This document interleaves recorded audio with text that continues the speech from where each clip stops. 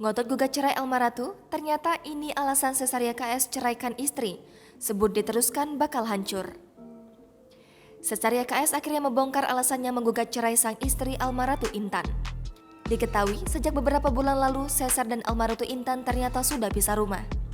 Tak hanya itu saja, Cesaria KS pun disebut sudah tak memberikan nafkah lagi kepada wanita yang dinikahinya pada tahun 2018 silam.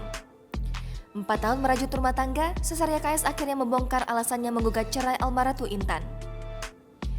Cesaria sempat mencabut gugatannya namun rupanya bukan kembali rujuk, melainkan ada kesalahan saat mendaftarkannya, dilansir dari YouTube Sambalala pada Kamis 30 Juni 2022.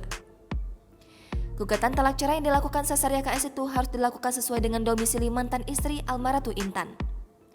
Cesar mengaku alasannya menggugat cerai sang istri lantaran merasa tidak adanya kecocokan lagi.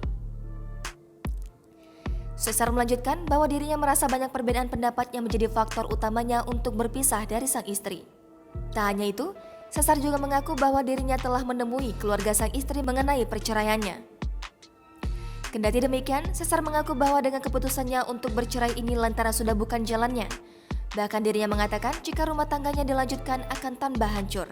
Namun perceraiannya ini, Cesar mengatakan bahwa telah disepakati oleh keduanya.